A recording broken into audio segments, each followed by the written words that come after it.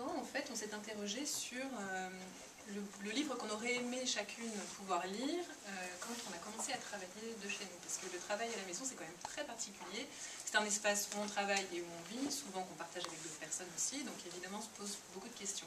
On a interrogé des experts, certains ici présents. Exactement. Nutritionnistes. Voilà, une experte en Feng Shui. On a interrogé aussi des coachs, des sophrologues, enfin voilà, pour avoir tous ces trucs qui nous ont été utiles.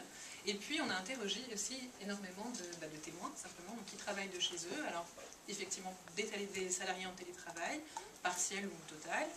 Beaucoup d'indépendants, parce que c'est vrai que ça fait partie des métiers qui favorisent en général le travail de chez soi. Des chefs d'entreprise, des gens en freelance, voilà, des artistes, évidemment, des gens à la retraite, en recherche d'emploi, des étudiants, enfin voilà.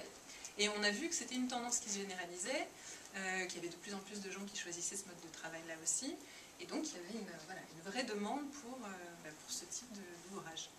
La démarche ensuite qu'on a eue, c'est qu'on a voulu vraiment faire une boîte à outils, c'est-à-dire quelque chose dans lequel on puisse piocher ce dont on a besoin au moment où on en a besoin, sachant que ça n'est vraiment pas du tout une méthode à suivre à la lettre. Vous savez un petit peu à l'américaine qui disent faites ces cinq étapes et vous allez réussir votre vie, devenir milliardaire, etc.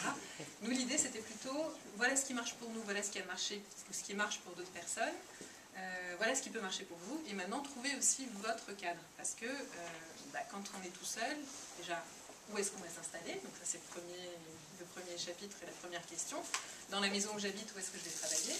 Ensuite, quand est-ce que je vais travailler? Parce qu'on n'est pas obligé d'avoir le même rythme que quand on travaille au bureau avec des horaires préétablis, 9h, 6h, avec une pause déjeuner à 13h.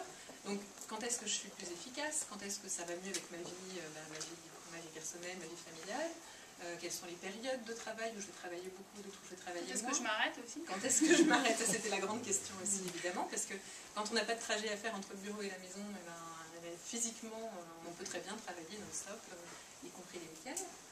On s'est beaucoup intéressé à la sociabilité, parce que ça aussi, c'est vraiment une grosse question qui revient beaucoup. Je vois que voilà. Parce qu'évidemment, quand on n'a pas de patron et pas de collègues à portée de main, c'est pas évident, et surtout de faire reposer toute sa sociabilité sur son conjoint ou sa famille qui n'ont pas le temps, n'est-ce pas? Donc comment on fait justement pour favoriser cette sociabilité-là?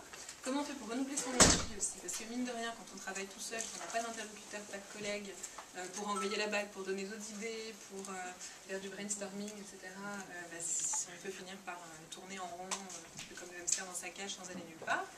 Et enfin, comment trouver ses partenaires? Alors, clients, collègues ou alors chefs aussi, dans le cas des salariés en télétravail. Comment on fait pour se créer des balises avec eux aussi, comment bien travailler, etc. Et à partir de ça, quand on a révisé, on a trouvé 35 repères qui nous paraissaient pertinents. On aurait pu les appeler balises aussi d'ailleurs. On a beaucoup brainstormé pour trouver le terme. Et repères, ça nous paraissait bien parce que c'est pas... Balise, ça fait un peu genre... balise, de me retrouver tout seul. Ce qui s'est passé quand même le premier jour où on a posé chacune à la maison, mais voilà. On voulait rassurer nos lecteurs. Exactement. Et plutôt cette idée de, voilà, comment vous allez vous repérer, comment vous allez créer aussi vos propres